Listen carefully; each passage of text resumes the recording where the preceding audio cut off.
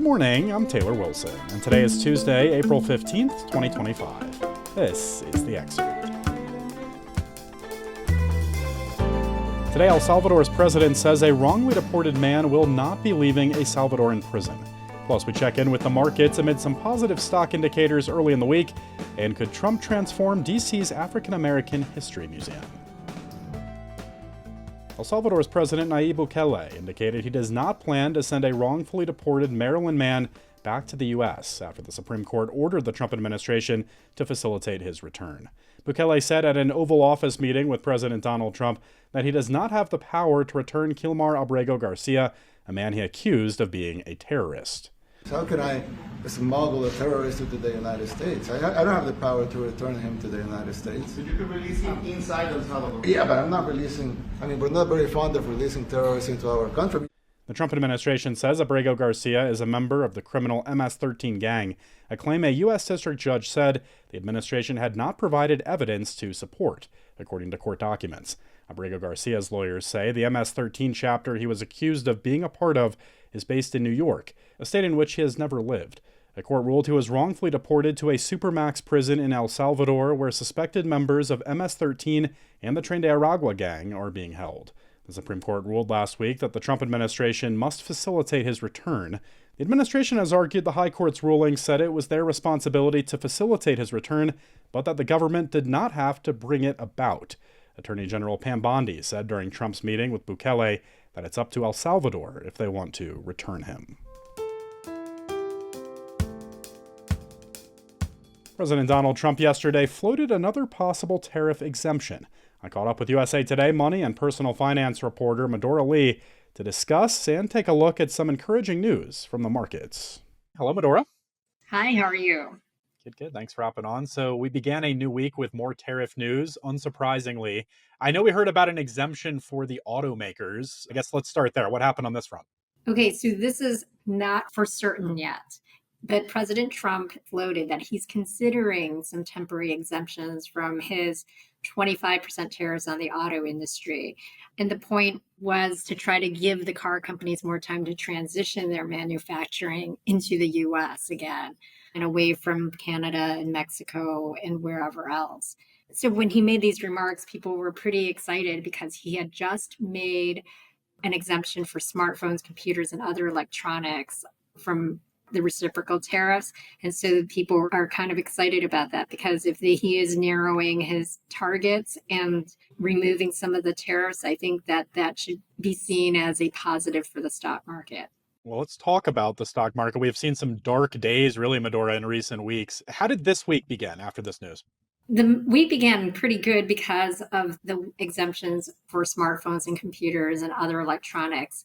And this is particularly good news for Apple. Apple does a lot of its manufacturing of those iPhones that we love in China or uses parts from China as well. So I think that this was seen as really good news because people were very worried about those extremely high tariffs on China. And so the markets were pretty happy about that. And it's interesting because they started to kind of give back their gains around mid-session. And because the New York Fed had a survey of consumers and it was pretty gloomy. Consumers are not feeling good about the economy, about the labor market. They're a little uneasy about inflation. So the market started to give back a little bit of their gains. But then Trump, of course, comes in with his possible exemption on auto industry to save the day. Right. Well, in trying to get a read, I guess, of the markets overall right now, Medora, was this Monday trading a sign that investor confidence is growing at all around these tariffs? What can we take away from this Monday trading, if anything? I think that most analysts are still pretty cautious. They are saying that after the last couple of weeks, we all know that now markets can swing violently one way or another.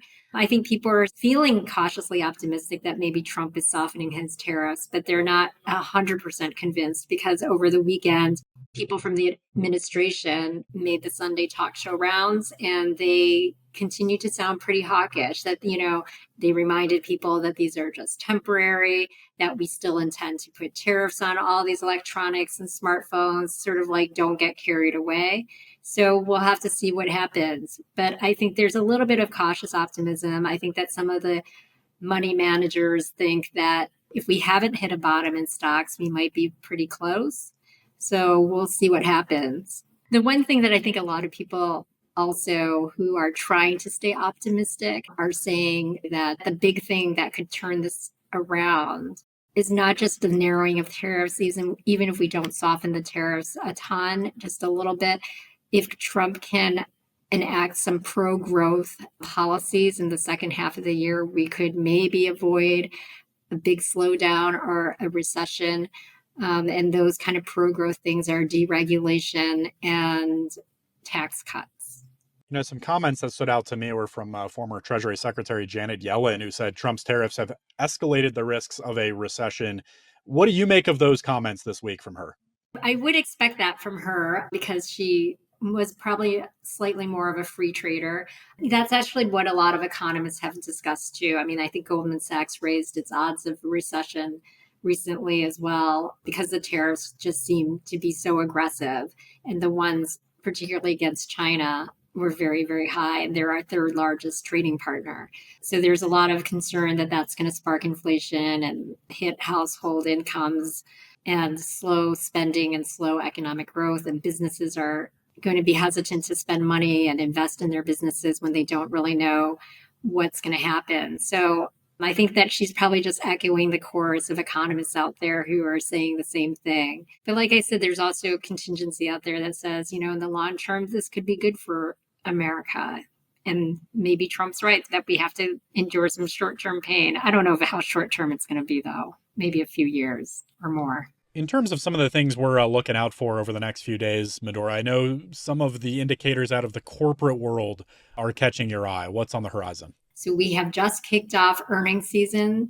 And I think that a lot of people will be looking and listening to see how the companies are handling the volatility in the market, how they are handling potential price increases because of tariffs, and what their outlook is. All right, it's still early this week. Lots still to come, I'd imagine. Medora Lee covers money and personal finance for USA Today. Thanks, Medora. Thank you. The U.S. on Friday surpassed 700 confirmed measles cases in 2025, according to figures posted by the CDC. As of Friday, the CDC reported 79 hospitalizations, including 45 patients who were under the age of 5. Most measles cases, 97%, occurred in unvaccinated patients or whose vaccination status is unknown. So far, the agency has reported cases in 24 states, with the vast majority in Texas. In that state, 2 unvaccinated children with no underlying health conditions have died, including an 8-year-old girl. The federal government has announced it's freezing more than $2 billion in grants and $60 million in contracts to Harvard University after the school rejected the Trump administration's demands to implement a mask ban and eliminate diversity, equity, and inclusion programs. The announcement came yesterday, hours after the Ivy League school said it would not comply with a list of demands made by the Trump administration to change its practices, marking the most high-profile pushback so far against Trump's efforts to overhaul the nation's prestigious higher education institutions. The administration had demanded that Harvard eliminate DEI programs, ban masks worn to conceal protesters' identities, and take other steps, including major changes to programs and departments that fuel what it calls anti-Semitic harassment. The proposed changes are tied to continued federal funding. Trump has been threatening the funds of leading universities if they don't comply with his demands, including Princeton, Brown, Cornell, Northwestern, and Columbia. The government last week canceled $400 million in funding for Columbia and threatened to withhold billions more, accusing the university of not doing enough to combat anti-Semitism and to ensure student safety amid last year's Gaza encampment campus protests. You can read more with a link in today's show notes. President Trump is targeting museums he says push divisive ideology. Activists and historians say he's trying to erase the nation's tarnished history. I spoke with USA Today national correspondent Deborah Barfield-Berry for more. Deborah, always a treat having you on. How are you today? I'm fine, thank you. Thank you for having me. Always good to chat with you. Thanks for making the time. So I just want to start here. I think it's helpful for folks who maybe haven't gotten a chance to go to D.C. and go to this museum. What is D.C.'s African American History Museum? The museum, which opened in 2016 to a lot of fanfare. I mean, there were thousands who showed up for the opening. It had been in the makings for decades. Many people had pushed to have this museum. And what it does, for the most part, it tells the story, it shares the stories of African Americans or their African American experience here in the United States.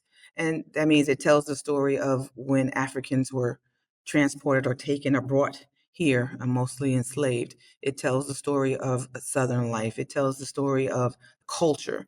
It tells the story of athletes. It tells a little bit of everything, both the joys and sometimes the horrors and tragedies of the experience here. And for the most part, it has over the years collected artifacts and other important milestones and pieces from across the country, and all kind of compiled in this place where you can go and see, for the most part, what it is African Americans have gone through in this country. And I know, Deborah, you spoke with a teacher for this piece who said he's had students in tears during trips to the museum and that it's just overall left a really powerful impression. What else did he say? And what's the significance, I guess, of this museum for how his students learn about African American history? For this particular teacher, his name is Adam Sanchez, and he was teaching at a school up in New York. And he was teaching a lot of history classes. That's his specialty. And he was teaching everything from the civil rights to Reconstruction and things about the Black experience.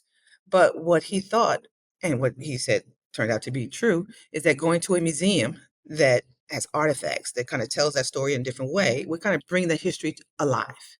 So he thought it was important to take them there. And he did. He was taken aback about how moved they were by seeing artifacts, everything from Harriet Tubman's shawl to shackles to slave cabins, all those kind of things that they heard about, read about, but now they could actually see. He said that really touched and moved a lot of the students. Absolutely. So fast forward to this moment and President Donald Trump in his second term, Deborah, what has he said about the future of museums like the African American History Museum? Well, he had an executive order that he signed a couple of weeks ago, and he talked about, in the executive order, about kind of rewriting the history and how basically said that some institutions, some museums had kind of rewritten the history, then talked about divisive narratives that he thought had been happening in the last few years and how that needed to be corrected and fixed.